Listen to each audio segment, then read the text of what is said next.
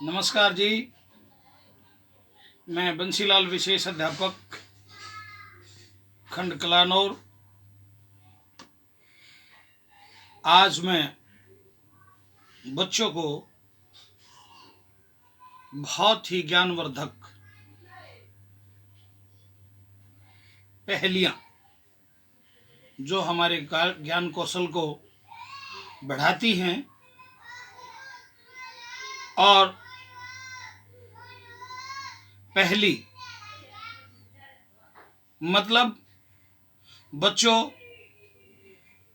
सवाल पूछे जाएंगे आपसे और आपने सोचकर उसका जवाब देना है। अगर ध्यानपूर्वक आप सुनेंगे तो जो लाइनें मैं बोलूँगा, पढ़ाऊँगा या बताऊँगा, उनका जवाब भी उसी में निहित होता है। इनके द्वारा हमारे ज्ञान की पहचान होती है। हम इसके द्वारा अपना आंतरिक मूल्यांकन भी कर सकते हैं कि हमें कितना आता है और इसके द्वारा हम अपने ज्ञान कौशल को बढ़ा सकते हैं।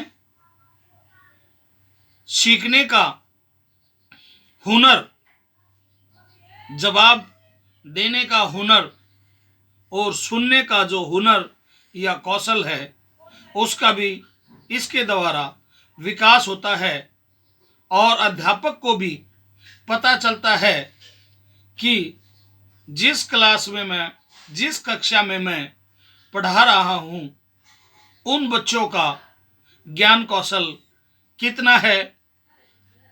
आइए आज शुरू करते हैं। कक्षा तीसरी, विषय हिंदी, पाठ नाम पहेलियाँ। पहेलियाँ नामक जो पाठ है वो कक्षा तीसरी, विषय हिंदी क्या 11वां पाठ है। चलो बच्चों, ध्यानपूर्वक सुनना है, फिर उसका जवाब देना है और यदि आप सही जवाब देते हैं तो आज मैं आपको कुछ इनाम भी दूंगा। चलो शुरुआत करते हैं। पहली मैं आप लोगों से पूछता हूं, उत्तर जाऊं दक्षिण जाऊं, उत्तर जाऊं दक्षिण जाऊं। ध्यान से सुनना बेटे, बच्चों ध्यान से आप सुनेंगे।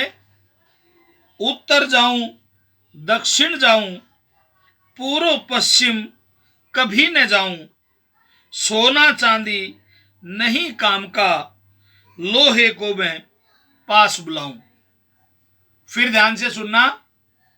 उत्तर जाऊं दक्षिण जाऊं, पूर्व पश्चिम कभी न जाऊं, सोने चांदी नहीं काम का, लोहे को मैं पास बुलाऊं। इसका सरल उत्तर, इसका सही जवाब बच्चों चुंबक होता है। इस पहेली का जवाब चुंबक है। उत्तर जाऊं दक्षिण जाऊं, पूर्व पश्चिम कभी न जाऊं। चुंबक के लिए एक कंपास नामक यंत्र होता है जो उत्तर और दक्षिण दिशा में ही वह उत्तर या दक्षिण दिशा को इंगित करता है। पूर्व पश्चिम दिशा में वो कभी नहीं रुकता है। सोना चांदी नहीं काम का, लोहे को मैं पास बुलाऊं। यानी कि चुंबक अपना जो कार्य करता है वो सोने और चांदी पर नहीं बल्कि लोहे पर करता है। तो इसका सही जवाब चुंबक है। चुंबक आप देखते भी होंगे कि एक धातु होती है जो लोहे को अक्सर चिपक जाती है, सोने और चांदी पर नहीं चिपकती है, चपकती है। पहली नंबर 2, बूझो भैया एक पहेली, जब जब काटो नई नहेली। फिर ध्यान से सुनना बच्चों, बूझो भैया एक पहेली, जब जब काटो नई नहेली।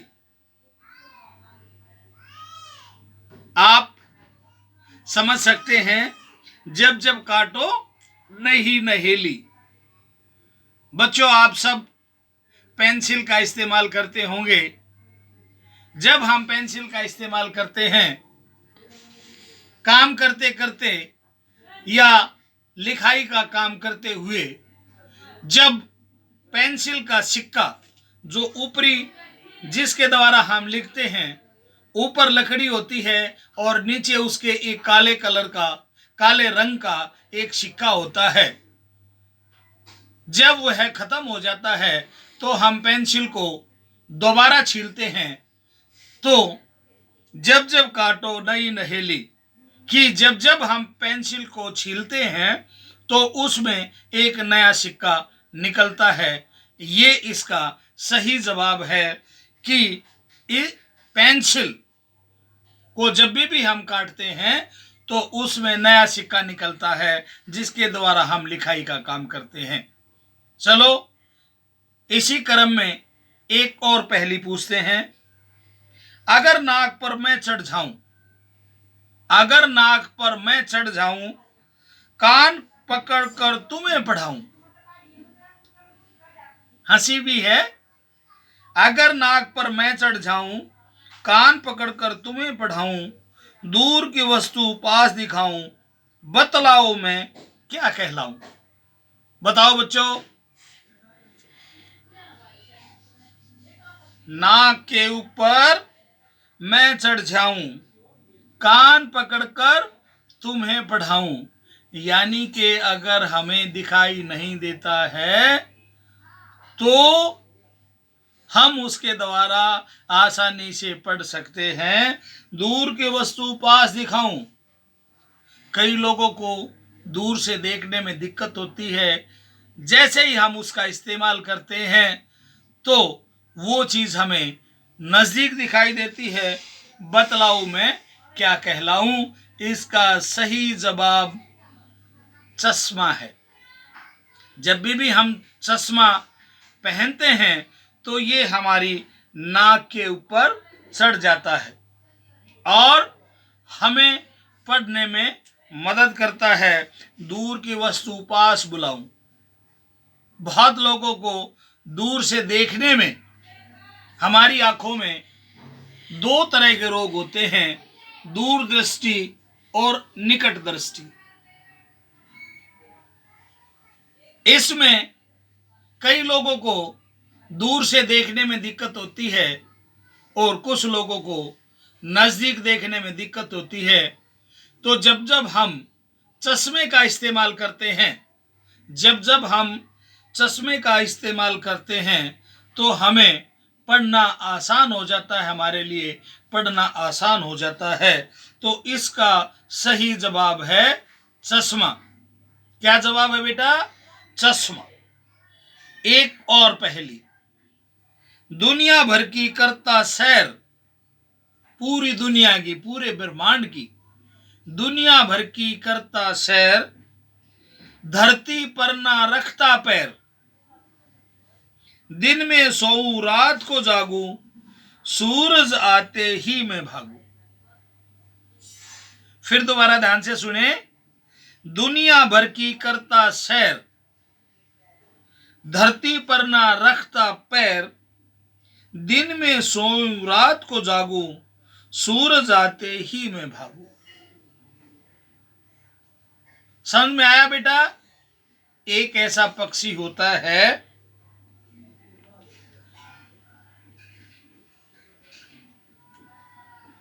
एक ऐसी वस्तु गलती से निकला है दुनिया भर की करता सैर, पूरे ब्रह्मांड की मैं सैर करता हूं, सारी दुनिया में मैं घूमता हूं, सारी दुनिया में मैं दिखाई देता हूं, धरती पर नाव रखता पैर, मैं कभी भी धरती पर दिखाई नहीं देता हूं या धरती पे अपना पैर नहीं रखता हूं। दिन में सोऊं रात को जागूं, दिन में मैं नहीं दिखाई देता या दिखाई देता हूं तो कम दिखाई देता हूं, रात आते ही मैं भागूं। इसका सही अर्थ क्या रहेगा बच्चे? चांद। आकाश में जब आप देखते हैं तो पृथ्वी का जो उपग्रह है चंद्रमा, चांद दुनिया भर की करता सैर, चांद सारी दुनिया की सैर करता है, धरती पर ना रखता पैर, ये धरती पर नहीं दिखता है। दिन में सोऊं रात को जागूं, सूरज आते ही मैं भागूं। दिन में सोऊं यानी कि मैं दिन में सुस्त रहता हूं, सोया रहता हूं, और रात को जागता हूं यानी कि चंद्रमा रात को चमकता है, सूरज आते ही मैं भागूं। सूरज आते ही मैं भागूं मतलब जब सूर्य का प्रकाश हो जाता है तो चंद्रमा नहीं दिखाई देता, यानी कि उसका प्रकाश कम हो जाता है। इसके आगे एक लाठी की सुनो कहानी, छिपा है इसमें मीठा पानी। एक लाठी की सुनो कहानी, छिपा है इसमें मीठा पानी। ऐसी कौन सी लाठी होती है? ध्यानपूर्वक सुनो बच्चों, ध्यान से सुनेंगे। एक लाठी की सुनो कहानी, छिपा है इसमें मीठा पानी। इसका अर्थ गन्ना होता है, ईख। हम अपने खेतों में जाते हैं तो देखते हैं, या अक्सर आपने घरों में देखा होगा कि लोग उसे चूसते हैं, खाते हैं। गन्ना है वो जो लाठी है, लाठी के रूप में जो हमें दिखाई देता है वो गन्ना है। छिपा है इसमें मीठा पानी। गन्ने का जो रस होता है वो पानी जैसा होता है, मगर उसका जो स्वाद है वो मीठा होता है। कैसा होता है बच्चों? उसका जो स्वाद है, उसके रस का जो मजा है वो मीठा होता है। एक बंगले में 40 चोर, अगली पहली, ध्यान से सुनना बच्चों। एक बंगले में 40 चोर, सबका मुंह है काला, पूछ पकड़ कर इनको रगड़ो, जगमग करे उजाला। ध्यान से सुनने की बात है बेटे। एक बंगले में 40 चोर, बंगला जैसे घर, एक बंगले में 40 चोर। यही तो पहली का मजा है कि उसका जवाब उसी में छिपा होता है। जरूरी ये होता है कि हम उसे ध्यानपूर्वक सुने। एक बंगले में 40 चोर, सबका मुंह है काला। 40 जो चोर एक बंगले में हैं, उनका जो मुख है या मुंह है वो काला होता है। पूछ पकड़कर इनको रगड़ो, जगमग करे उजाला। इसका सही अर्थ है माचिस। हम अपने घरों में आग जलाने के लिए जिसका इस्तेमाल करते हैं, जो माचिस की डिब्बी होती है या मैच बॉक्स होता है, उसको महल की संज्ञा दी है, और जहां से हम उसको रगड़कर आग लगाते हैं उसको काले की संज्ञा दी है, यानी कि वो अक्सर काला होता है। कई मैच बॉक्स में लाल भी होते हैं, मगर ज्यादातर मैच बॉक्स या माचिस की जो डिब्बी होती है उसमें काले रंग की उनका मुंह होता है या काले रंग की तिलियां होती हैं। पूछ पकड़कर इनको रगड़ो, जगमग करे उजाला।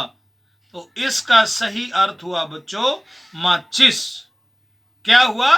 माचिस। एक पैर पर तनी खड़ी, एक और पहली है, ध्यानपूर्वक सुनना। एक पैर पर तनी खड़ी, बारिश या धूप खड़ी, जाड़े में सोती रहती हूँ, सावन में मैं रोती रहती हूँ। एक पैर पर तनी खड़ी, बारिश हो या धूप कड़ी, जाड़े में सोती रहती हूँ, सावन में रोती रहती हूँ। इसका मतलब छतरी, जो हमारी छतरी होती है, धूप के समय में हम उसका सहारा लेते हैं, बारिश के दिनों में हम उसका सहारा लेते हैं, सर्दियों में हमें धूप की आवश्यकता होती है, इसलिए हम सर्दियों के समय में छतरी का इस्तेमाल नहीं करते हैं। सावन महीने में बरसात होती है, तो जब भी हम बरसात से अपने आप को बचाने के लिए छाता, तो उसके ऊपर बूंदें पड़ती हैं, बूंदें पड़ पड़ के वह आंसुओं का रूप यहाँ पे लिखने वाले ने, बूंदें जो छतरी के ऊपर गिरती है वो जमीन पे गिरती है, उन्हें आंसू का रूप दिया है। तो इसका सही अर्थ छतरी है। मुझे एहसास है, उम्मीद है कि आपने ये पहेलियाँ नामक पाठ ध्यानपूर्वक सुना और इससे आपके ज्ञान कौशल में बढ़ोतरी हुई। सभी बच्चे घर जाकर इसको याद करके लेके आएंगे। आज का हमारा पाठ यहीं ख़त्म होता है। आगे फिर दोबारा से आप लोगों को पढ़ाने का सिलसिला जारी रहेगा। जय हिंद, जय भारत।